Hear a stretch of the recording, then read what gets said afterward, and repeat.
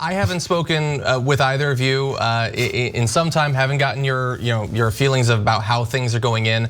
I have an idea about Ben since I was watching the coverage before coming in.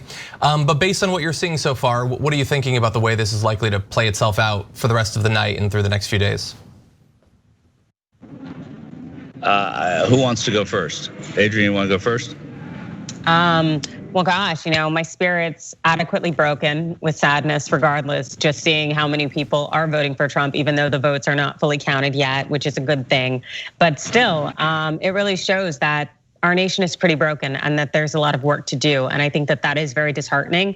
And so it really doesn't matter to me. Of course it does, but kind of a philosophical notion that it matters who gets elected when there's so many people out there who are okay with turning their head and looking away and ignoring racism, sexism, criminality, as long as it's a person who probably looks like them. And that's not okay. Michael? Well, I'm just looking at the horse race of this thing. I'm still sort of in the same space about this. I guess I've been out covering this thing for a while, and I did think, it would be nice if this was just an absolute rejection of this president. But the truth is, and as a sportsman, if your team wins, it doesn't really. You don't always think about how they won the Super Bowl. You know that they won the Super Bowl. If Joe Biden wins the presidency over the next few days, then it doesn't matter. It means America rejected Donald Trump, and the part of America that we want to reject Donald Trump rejected him.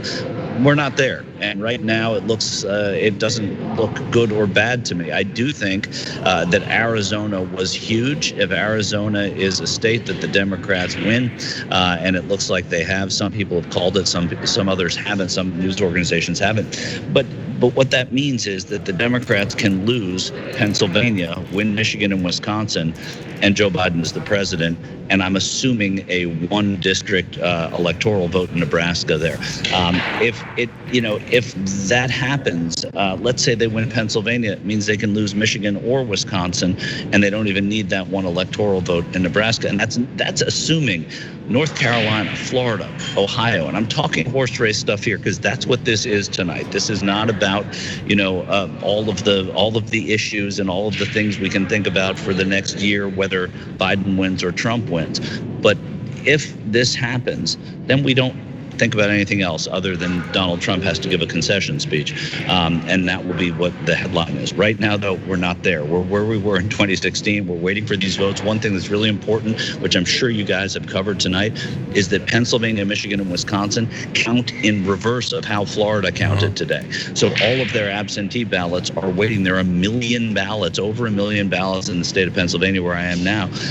Those are not going to be counted probably until Friday. They count about 10,000 an hour. That's about how many they count. So it takes a while, and we'll get there. But I'm okay still. I'm still okay.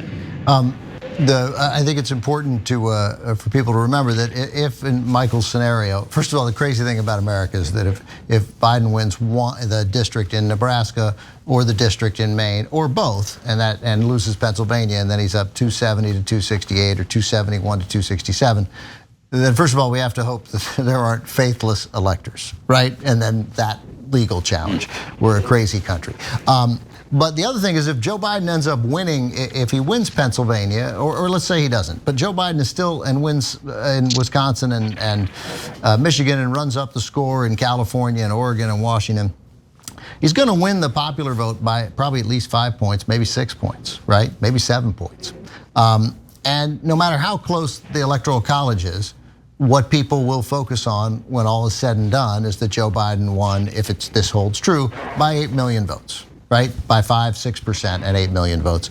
And I think that is critically important to remember because that will end up being the focus, not the insanity of the Electoral College, because while it would make us sweat out a night or a week, in the end, as Michael said, you elected the president and he won the popular vote, and that's what people will focus on. Well, I think, look, if it ends up like 270, 268, I think that in theory, if we get a month out and it turns out that, we're actually gonna go with those results, then sure, I think we can look at the millions of votes, separate the two, and that'll create, a justifiable sense of legitimacy. Even once you deduct a few million votes from California, which don't count for some reason, I don't understand why, but those don't count. But anyway, that's assuming we get there, because look, we do have to worry about faithless electors. We also have to worry about some, I don't know exactly which state legislature it would be, deciding that no, they're just not gonna actually go with the popular vote. They're gonna send their own a suite of electors. That's a possibility.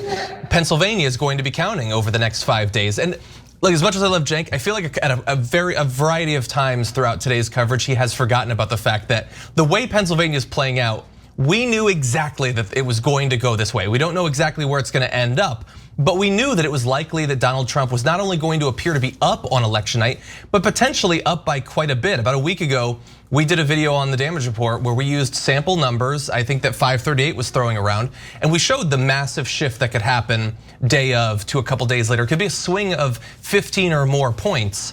And so we do have to bear that in mind. But we also know that Donald Trump at some point tonight is gonna waddle out to the podium and declare victory, and they're going to try to stop as many of those votes from being counted as possible. So we have some news from Georgia, where the New York Times Needle, for whatever it's worth, and I don't know how they got there, neither does Nate Silver. The Nate Cohn, Nate Silver debate, really, that's really the third debate that we never had. I'm a Coner. That Needle, which is probably stupid, and that we shouldn't have it. But it has moved from what at one point was over 90% Trump, and then it went 78%, 77%, and is now 63% Biden. Yeah. With a prediction of because Biden is now up by 0.4 of a point. So with the counties around and in that encompass Atlanta and the suburbs, obviously coming in.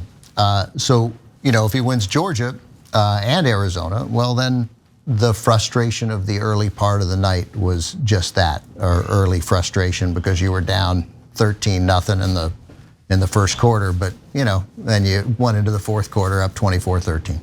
Yeah. That was a football reference, John. Thank you, I appreciate that. That's at least one I'm vaguely familiar with. Ben, you're a cartoon character. I don't know what you know about this, but the point is, you're absolutely right, and that's the thing. Like this is kind of what happened in 2018, where a lot of the early stuff, everybody thought, this was our first midterm election after Donald Trump was elected. We're going to win in Florida and Georgia. We're going to win in South Carolina, and they won the House. It was a sweep, but it didn't happen until later in the night.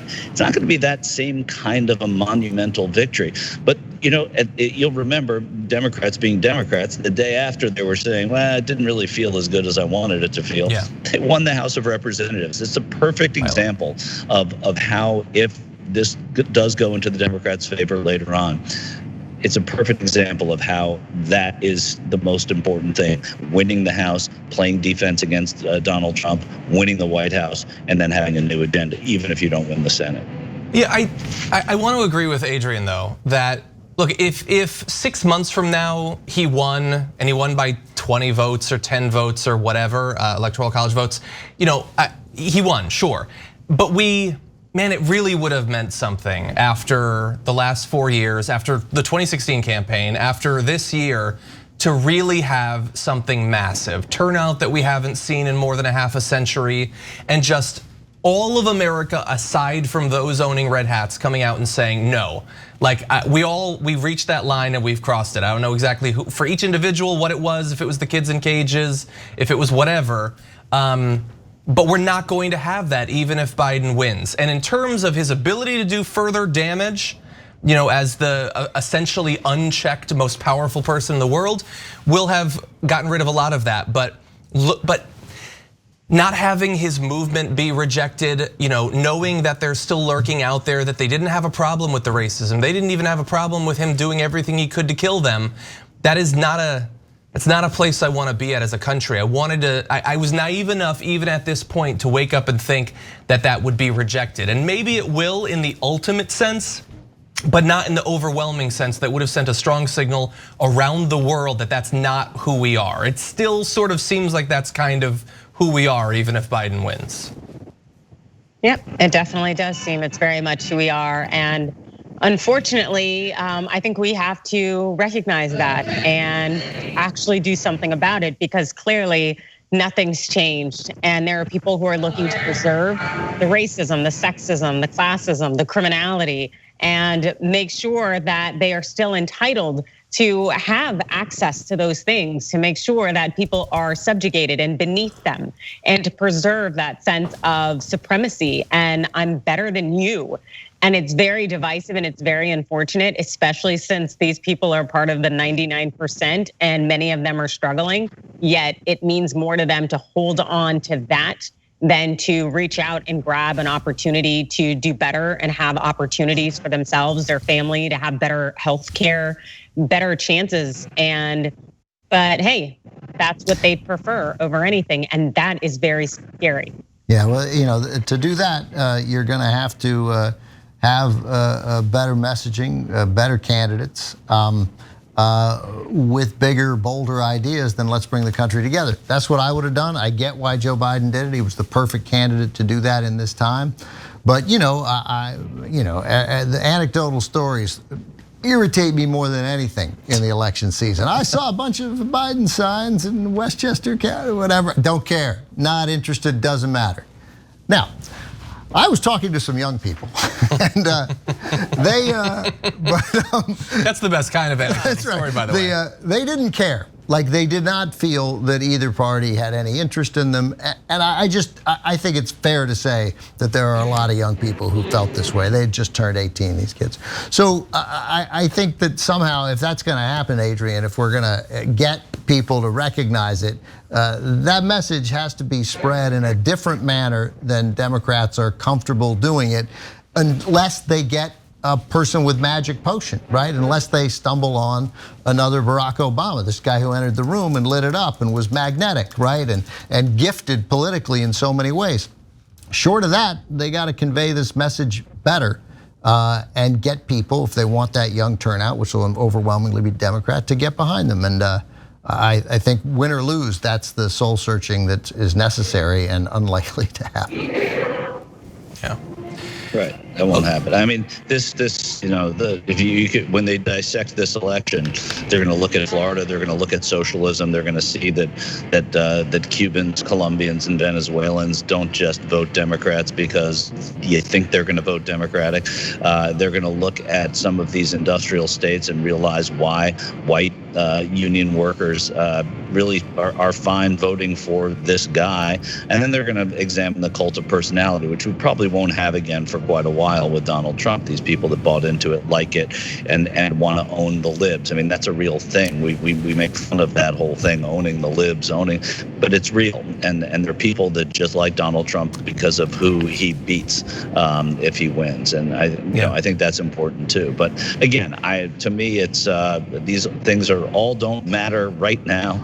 What matters is seeing him lose, and if he loses, then it's a good thing, and you worry about that later. You're not going to have a nearly octogenarian candidate as your nominee again. But this is exactly why I thought that the people voted for Joe Biden is they thought that he was the one best capable of beating Donald Trump. We'll know that, I guess, in a few days. But it's why I thought he was always going to be the nominee, and that was the bet they made. And I don't know that Biden was able to sway enough of those people, certainly in some of the states. But the states where it matters most are still yet to tally. Thanks for watching The Young Turks. Really appreciate it. Another way to show support is through YouTube memberships.